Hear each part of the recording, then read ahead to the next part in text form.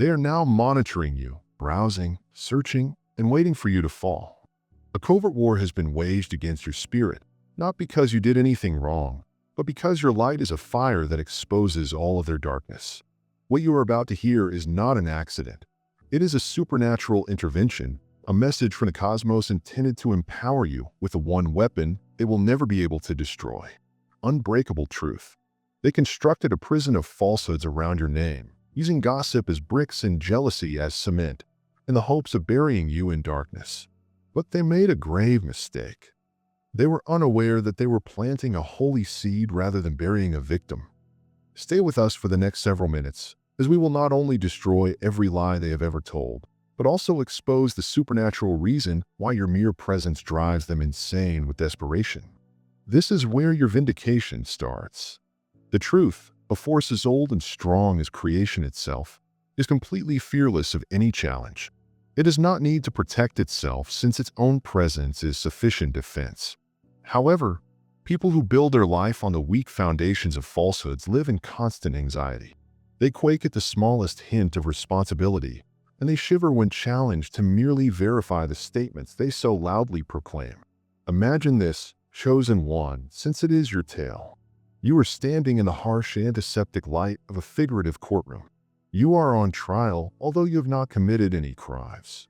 Your sole offense was to shine a light so pure, so genuine, that it became an uncomfortable mirror for someone drowning in their own darkness.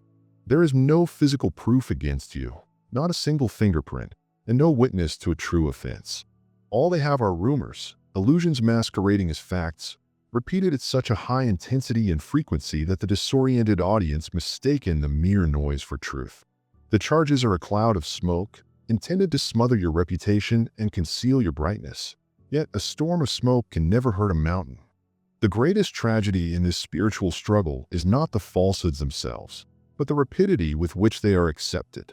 People believe the claims not because there was any evidence, but because falsehoods were screamed from every corner, enhanced by insecure murmurs and envious echoes. This is the technique they used against you. When their exhaustive search for flaws in your character yielded nothing, when they couldn't find a single legitimate fault to hold against you, they resorted to the coward strategy. They began to stack lie after lie, a desperate act of spiritual masonry, hoping to build a prison of pure falsehood and trap your good name inside. They felt that if they repeated the falsehood enough times, it would eventually become true. But what these deceitful builders never grasped, what their narrow spiritual vision could never grasp, is the basic rule of the universe: falsehoods have a shelf life. They are born in darkness, and like all things in darkness, they deteriorate, rot, and collapse into dust when exposed to the gentle but constant light of truth. In contrast, truth is everlasting. It is everlasting. It merely waits, patiently and forcefully, in the great quiet, knowing that its time to rule is coming. Here is a terrifying reality that will strike a chord deep inside your spirit, as validated by specialists who study the subtle mechanics of the human mind. Psychologists have shown that when a person is unable to grasp or manage the sheer vibratory frequency of your energy, their ego launches a frantic self-preservation strategy. They will try to hijack your narrative, rewrite your tale, and position you as the villain in order to regain their sense of control. This is not about you. It's about their incapacity to confront themselves. Understand this: the overwhelming majority of smear efforts lack any semblance of truth. They are powered by the corrosive acid of envy. Why? Because you are a live, breathing representation of something their ego cannot create, acquire, or touch.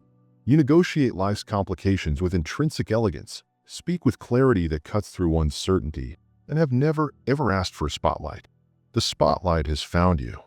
It followed you instinctively, attracted to the warmth and genuineness of your soul, and this simple fact drove them insane. Their assaults were not just casual chatter. This was a perfectly planned, organized strike, a desperate, last-ditch endeavor to destroy your reputation, carried out with the frenzied intensity of individuals who know they're fighting a lost war, and with no verifiable proof to back up their manufactured tale. As the unavoidable decomposition of their falsehoods accelerates, as the lies begin to fester and stench of desperation, a beautiful and powerful truth emerges. They are unable to prove a single charge. Not one. Upon investigation, every claim evaporates. Every fact is shown to be an emotion, and each witness is a reflection of their own insecurity.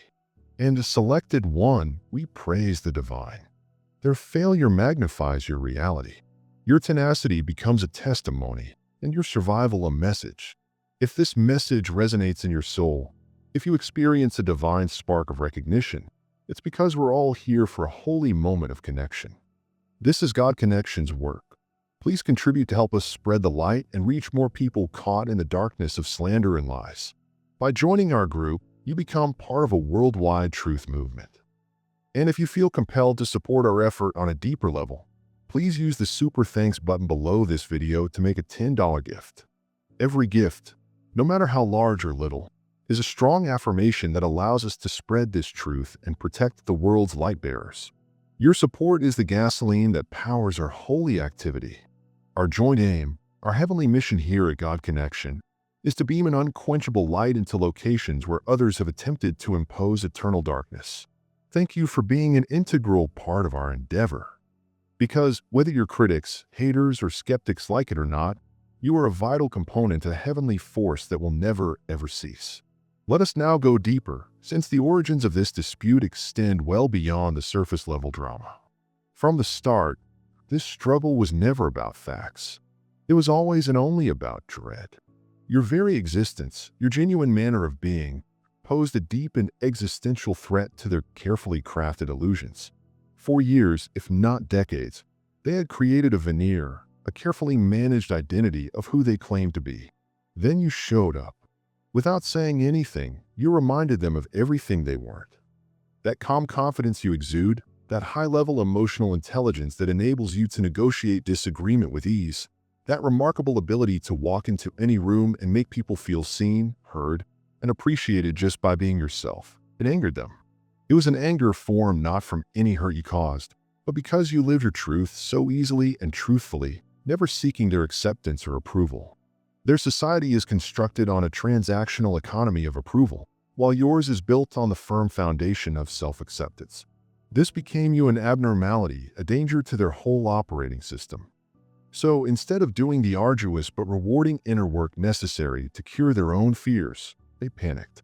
They took the coward's option, the path of least resistance, bring down the guy who represented what they could never be.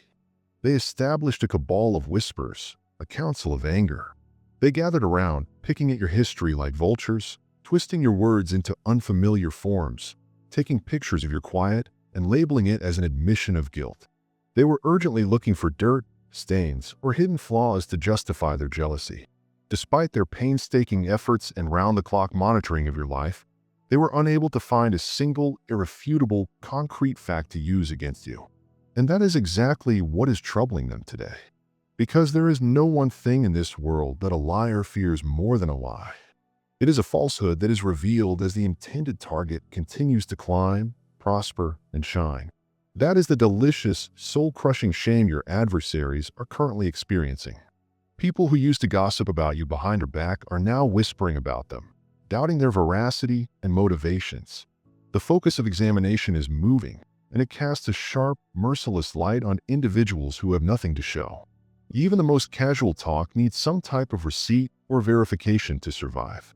And your adversaries came to this spiritual battle with empty hands, carrying only their own projections and resentments. This path for you is about much more than just surviving. It is about the holy act of reclaiming one's story. When you are unfairly accused and react not with frenzied defense but with the calm, unshakable power of your character, you accomplish more than simply clear your reputation. You boost your spirit. You detoxify your soul. You demonstrate something they never imagined, that your quiet was never an indication of weakness or shame. It was a strategy. It represented strength. It was the ultimate power move. You did not have to defend yourself since you were not guilty. You just stepped aside and let the universe's tremendous, self-correcting force operate, allowing their own falsehoods to crumble beneath the weight of their own deception. And suddenly the stillness is deafening. It is louder, deeper, and more convincing than any allegation they have ever leveled at you. The cosmos God's all-seeing eye witnessed it all. It watched phony witnesses, orchestrated drama, and petty envy thinly hidden beneath every pretended display of concern. Now, as the dust settles from their tumultuous campaign, everyone is seeing a stark and unmistakable truth. None of them can provide any physical, verifiable proof. There are no screenshots of wrongdoing, no text corroborating their stories, and no instances that support their story. Because none of it ever existed. It was all a fabrication of fiction, a badly written play, a frantic performance that ultimately failed, leaving the players exposed and ashamed on a quiet stage. If you're listening to this right now and wondering why some individuals turned on you so fast, why they appeared so willing to trust strangers over the evidence of your own soul, remember this important spiritual principle. Individuals don't need proof to condemn you. They just need permission. Your adversaries, in their despair, granted them that license. They distributed it freely, expecting they would never be identified as the source of the poison. But they were captured. And suddenly the same voices who spread falsehoods about you have gone strangely mute. And in the court of global justice, silence shouts guilt. Stay true to yourself, chosen one. Do not come down to their level. Do not degrade yourself by throwing dirt back at those who attempted to bury you in it. That's their game, not yours. Your job is to just step aside and let the truth do what it does best. Survive, outshine, and outlast every single falsehood.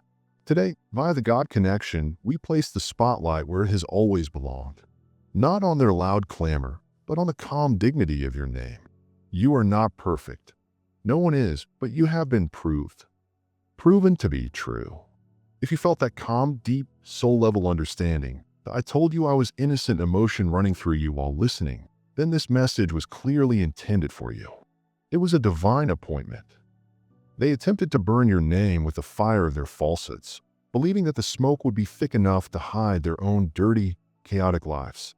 However, they overlooked a crucial aspect of alchemy. Fire cannot destroy gold. It just cleanses it. It merely shows what is real. This campaign against you was never just a misunderstanding. It was a purposeful, premeditated attack on your character, disguised as concern to make it more appealing to the undiscerning. They didn't simply happen upon their tails. They methodically created them, devoting their precious energy not to their own development, but to the urgent desire to control how others regarded them. Instead of undertaking the hard work of repairing themselves behind closed doors, their empty hearts and insecure spirits cast you as the culprit in a crime that never occurred. There are no witnesses or evidence, just a deadly brew of allegations and sheer, unadulterated jealousy. They inflated every tiny detail, distorted each of your strengths into a purported flaw, and cruelly interpreted your strategic quiet as an admission of guilt. Why? They didn't have anything concrete or genuine.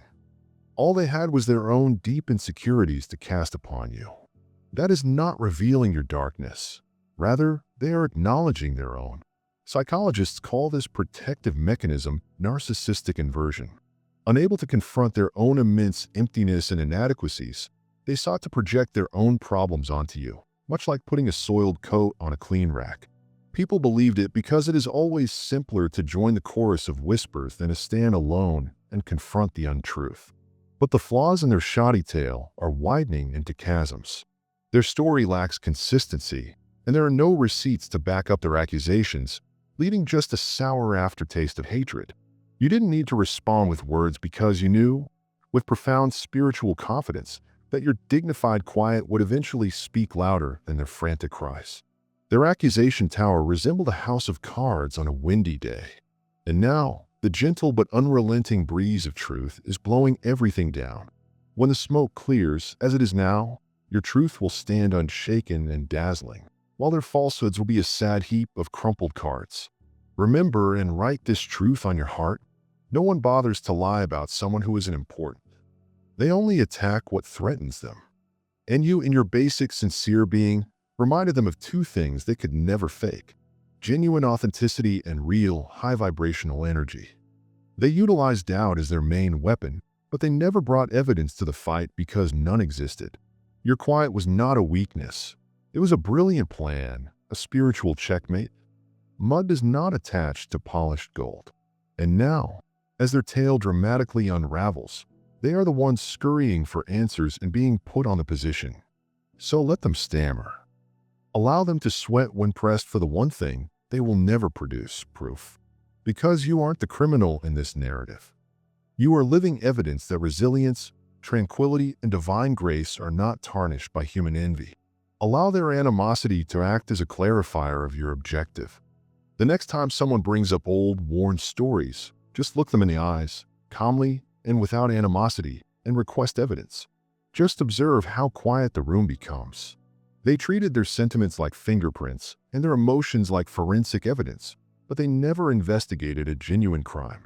When emotions are permitted to be used as evidence, the innocent are always placed at danger, and the loudest, most persuasive liar gets to play judge, juror, and executioner. They charged you not with facts, but with the deep, festering wounds of their own jealousy and anger. It was not reasoning. It was insecurity disguised as truth. They did not offer evidence. They brought theatrics. You were calm, concentrated, and confident, which provoked others who live on commotion and drama, much as vampires do. Your tranquil, peaceful presence severely disturbed them, not because of anything you did, but because you mirrored back to them the turmoil they were frantically attempting to conceal inside themselves. Instead of coping with their own personal pain, they projected it onto you, turning their hazy suspicions and unfounded rumors into a public spectacle of gossip. When asked for actual proof, they were unable to provide any. All they supplied were changing tales, dramatic outbursts, and hollow claims. Remember that those who cannot control you will constantly attempt to influence how others see you. They will attempt to control your reputation. They misinterpreted your healthy limits for arrogance and your inner tranquility for a dark scheme. But the clear, unadorned reality is this: they despised you not for what you accomplished, but for what you did not require from them. You did not need their attention, affirmation, or approval. You had absolute power. They attempted to replace facts with emotions because they understood that raw emotion travels quicker and is more infectious than rationality. Unfortunately, most individuals will prefer feel like they belong to a group than undertake the effort to determine the reality. However, sentiments, like all emotions, are transient. They fade. People ultimately get over the emotional euphoria and start seeking for concrete evidence. When this occurs, the whole imaginary plot comes apart. There are no verified specifics, just the lingering odor of old egos and hollow promises. And as their drama rotted from the inside out, you continued to rise, live, and shine. Because the truth consistently outlasts emotional hype. Your quiet was never a concession. It was a cleverly constructed trap for their falsehoods. As the harsh truth of their guilt sinks in, they are left helpless, unable to maintain the narrative they so passionately built. You not only survived their coordinated strikes, but you also outlasted their big illusion. Hold your head high, chosen one. You never owed an answer to those who consciously preferred fiction over facts. You will never have to bear the heavy burden of their fear, envy, or humiliation. They don't have any evidence since it never existed. They'd always had a deep pool of insecurity, and you were the mirror they couldn't look away from. They labeled you arrogant. Why? Simply because you survived the fire they lit for you, and you emerged from the flames not smelling of smoke, but shining with fresh purpose. Nothing bothers the guilty conscience more than the quiet, flourishing power of someone they tried so hard to destroy yet failed. You did not have to fight back, yell, or create a scene, chosen one. Your calm, serene, unwavering resilience spoke louder and more authoritatively than any defense you could have offered. That deep tranquility you developed served as a beautiful, unwavering mirror. When they glanced at you, they didn't notice. They saw all of their own darkness, bitterness, and unresolved anguish, which they had fought so hard to hide. Your healing triggered them. Not because you wanted vengeance, you never did, but because you simply went on with no lingering animosity. That was something they couldn't manage. They realized, on an underlying level, that if the positions were reversed, they would not have survived what you went through. They would have toppled. They would have become bitter and resentful. They are aware of this at their core. That is exactly why they had to change the story. That's why they had to portray you as the issue, the aggressor, and the arrogant person. They accused you of arrogance for refusing to participate in their poisonous dysfunction. You set strict, healthy limits to safeguard your energy, which they termed pride. But the reality is, you did not alter to attract attention. You altered to safeguard your spirit. Your survival, happiness, and evident progress after their treachery served as real, breathing evidence of their failure. It became their karma. Some individuals will always dislike your recovery because it serves as a persistent, painful reminder of the inner work they are frantically avoiding in themselves. The incontrovertible fact that you are still alive, standing, and flourishing is the karmic retribution they never expected. And it's a guilt they'll have to bear long after you've moved on to better, more fortunate horizons. They attempted to make you into a case study, a cautionary story. However, all they uncovered throughout their biased study was an ironclad, immovable reality that probed your life with the zeal of a federal prosecutor, as if you were guilty of a horrific crime. But your only true fault was that you resisted their attack with grace and calm that their bitterness could not fathom or corrupt. They did more than simply observe you, chosen one. They got captivated with your tranquility because it interrupted their mental turmoil. Every motion you made, every word you spoke, every quiet you kept, they scrutinized and dissected everything, frantically hoping for you to fail and shatter under the great strain. Your life became a trial with you as the defendant, but there was no actual charge, just a continuous campaign of psychological pressure aimed to shatter you. But every time they looked for a flaw in your veneer, they were met with the disheartening realization that you were never faking. You were simply genuine. And the genuine, unadulterated sincerity shook them to the core. They watched and waited for you to crumble, but all they found was constancy, integrity, and a strength that appeared to originate from somewhere beyond their comprehension. This left them feeling completely helpless. How could you find serenity after all they had thrown at you? The reason is simple. They arrived late to a conflict you had already fought and won inside yourself years before. Your quiet was not a weakness. It was your sharpest, most powerful strength. You didn't even flinch when their created storm hit. And since their desperate hunt for dirt gave no results, they were forced to create it. Your calm unnerved them. Your need for seclusion made them suspicious. However, your actual genuineness revealed their fakery without you having to say anything. You were the mirror they never wanted to look in, not because of what you did, but because of what you exposed in them, everything they lacked. So keep in mind that if someone is looking you too intently or too intensively, it is not because they are curious. It's dread masquerading as scrutiny, because fear has an obsessive urge to study what it cannot destroy. They created a tremendous hype train powered by falsehoods, and in the end, they were ran over by the locomotive of truth. They weren't interested in facts. They wanted a tale, a narrative so loud and spectacular that it overpowered your own quiet reality. They did not file a formal case against you, chosen one. Instead, they staged a circus with you as the unwilling star. Not because you sought attention, but because your strong, tranquil presence posed an unbearable danger to people hooked to turmoil. Their objective was never to examine. It was to eliminate you. Their only instruments were gossip, odd looks, and a single, extremely emotive allegation that they spread like wildfire. Instead of finding the truth, they concentrated on attracting an audience, a mob eager for drama. They expertly converted one person's grievance into gospel truth and a misquoted statement into a dramatic headline. Gossip rapidly became groupthink, with the comfort of belonging to the mob taking precedence above individual honesty. Because for most individuals, confronting the reality about their progress, tranquility, and integrity was much more unpleasant than merely accepting a convenient falsehood. Suddenly, individuals you hardly knew pretended to be experts on your life, confidently repeating rumors until you were cast as the villain in a fake drama for which you had never auditioned. No one was seeking for proof. They were just magnifying emotions and cranking up the volume until it was loud enough to drown out the still voice of fact. People accepted it because the simplest lie to swallow is usually the one that explains and supports one's own hidden envy. In a world starving for drama, facts often become meaningless, at least for a while. However, falsehoods have a brief lifetime. Eventually, the enthusiasm fades, and the tale starts to collapse under its own weight.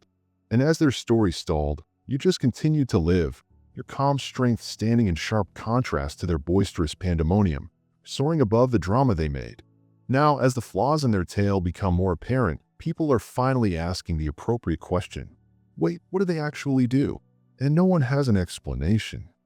Because there has never been one. Their circus was created entirely on air. However, you like the truth, stay standing long after the drama has subsided. They feared your plan, not simply the structure you had become. You posed a danger to them long before you fully realized your power. Some individuals attempted to stop you early, not because of anything in your background, but because they saw a horrifying vision of what you were destined to become. They were scared of your potential, chosen one, rather than intimidated by your past. Your very presence hinted at a future that made their spirits extremely anxious.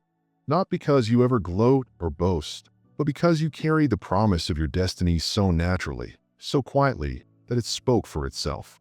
They felt your spiritual power before you understood it. Your aura altered the mood in the rooms you visited. Your serene assurance demanded respect, which you never had to demand. People paid attention to you even when you weren't attempting to stand out. That's why they attempted to cut your wings before you could properly learn to fly. Because even when you were at your lowest, you exuded an obvious promise of something larger, something better. Consider this. You are merely a seed bursting through the hard dirt, and already others are crowding around, attempting to limit your access to light. It never mattered what you had done. It was always about their dread of who you were going to become. They had no issues with you while you were suffering. They may have even applauded for you if you remained little, controllable, and non-threatening. However, the sabotage began as soon as you began to mature and move into your divine mission. The comments about your sudden confidence or change in manner were never about you. They were about their own profound fear of being left behind and made insignificant by your progress. They attempted to diminish you because your progress was a painful reflection of their own stagnation. Remember this, they did not fight the old you. They were frantic to abort the future you. You were already too much for them to handle just by being alive. They injured you and then had the nerve to accuse you for bleeding. They injured you in secret, then ridiculed your limp in public. Your anguish for them was a setup, not evidence of their crime. And your healing or recovery became the ultimate weapon they attempted to use against you. They tossed stones and then pointed to your injuries, attempting to turn your survival tale into proof against you. If you wept, you were considered unstable. If you were quiet and contemplative, they believed you were concealing something. If you ventured to rise up again, they ridiculed your fortitude, claiming it was all for show. They were never really concerned about your discomfort. It was just ammo for their bogus narrative. Instead of compassionately inquiring what happened to you, they condemned the outcome of their own acts, requiring you to remain shattered just long enough to justify the falsehood they claimed about you. Even at your most vulnerable times, you demonstrated more genuine honesty and soul than they could with their phony grins and empty platitudes. They cut your tale into unrecognizable parts and flaunt your suffering as if it proved their argument. They never anticipated you to emerge from the ashes, stronger, wiser, and more luminous than before. Your scars are not defects. They are your witness. They are evidence that you survived without turning bitter and cruel, as they have. They kept a close eye on you while you were recovering. They did not see you as a danger, but rather as a continual nagging reminder of their own guilt. This addiction is formed not from a place of calm, but from a guilty conscience that cannot rest. They followed your every move, analyzed your words, and fought fiercely to dominate your story because your reality was always a threat to their fiction. Every time you prospered, it brought them embarrassment and revealed the lie they had told themselves and others. They weren't attempting to protect anybody. They were frantic to keep you quiet, fearful that the proper person, someone with discernment, would eventually hear your side of the tale. Your spiritual might highlighted their shadows, and your inner serenity became their unavoidable retribution. In the end, their fascination with you was the loudest and most obvious confession of all. Nothing frightens a guilty soul more than seeing the person they attempted to shatter still gleaming, standing, and entirely free. They intended to obliterate you, wiped from the board. Why? Because your steadfast integrity revealed the whole crooked system. In a world full of masks, the one face that refuses to flinch, the one soul that refuses to blend in to fit in, rapidly and unavoidably becomes the adversary. Chosen one, you were never a danger to ordinary people. You posed a danger to the whole ecology of quiet and complicity that they depended on to survive. Everyone else in their group had secretly consented to maintain the facade and play the game. Your truth was not convenient. It was raw, unwavering, and deafeningly loud, even when you weren't saying anything. Your innocence did not match their storyline and absolutely wrecked it.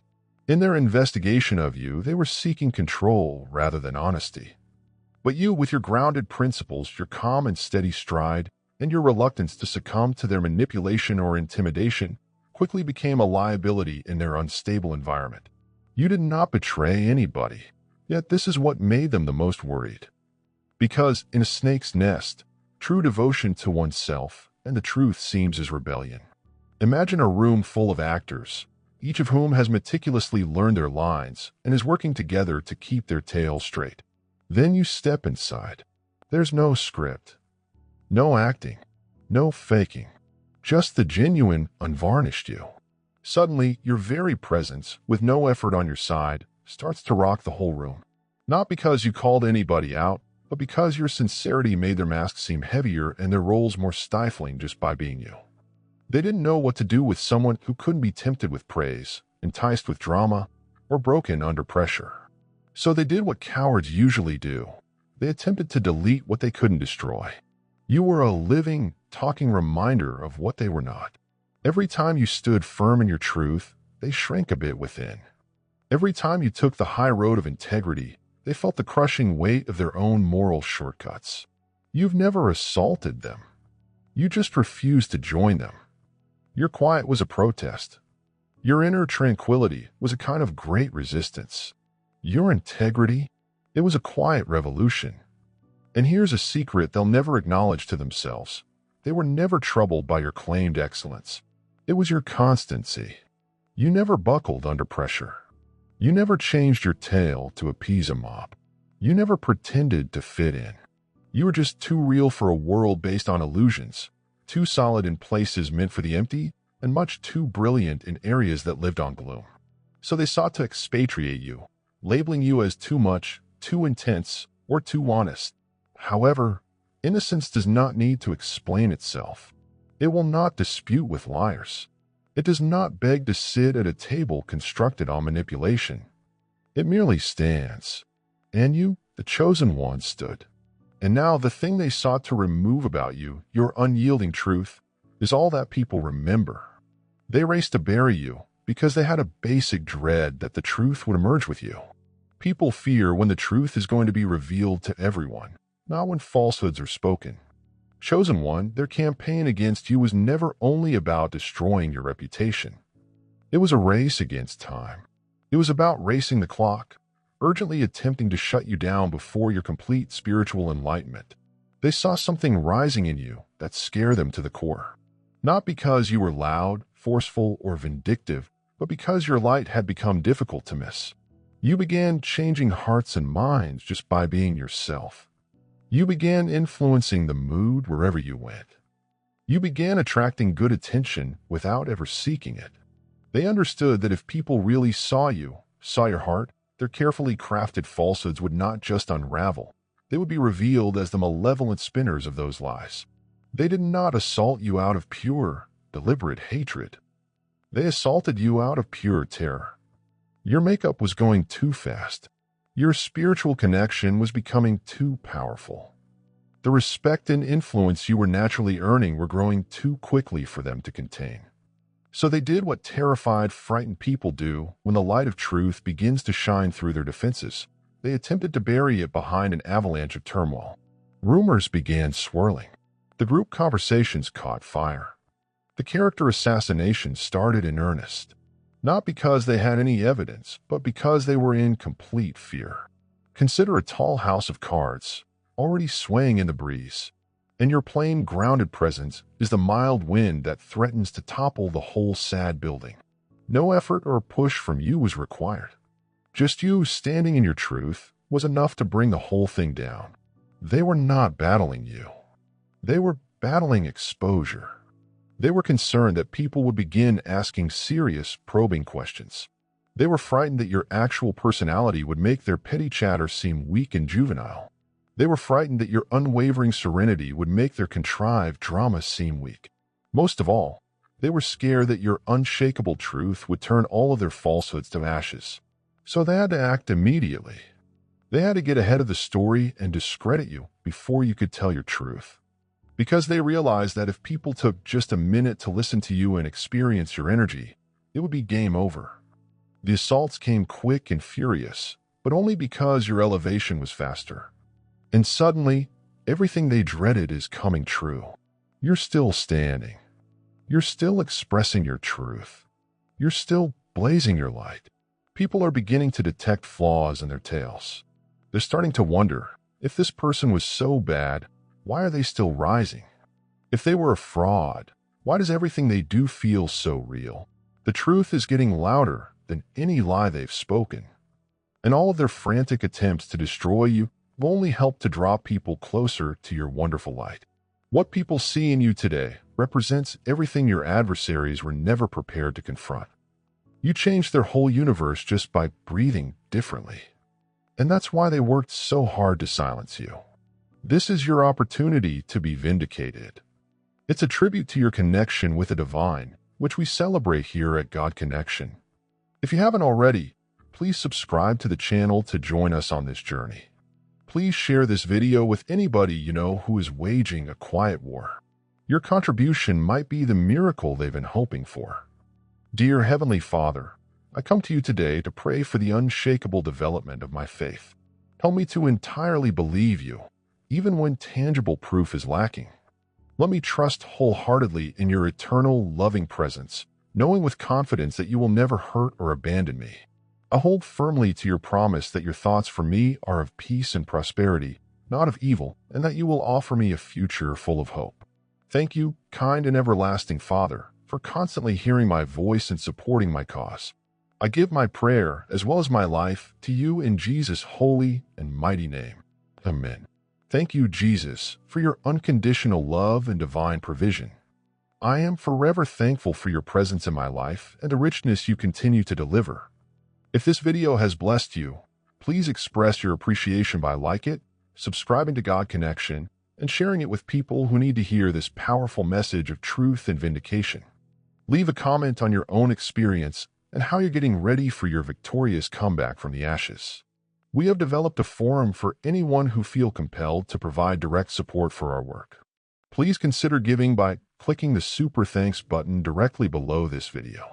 This allows us to continuously enhance our material and provide you with the greatest spiritual sustenance. God sees no gift as too little.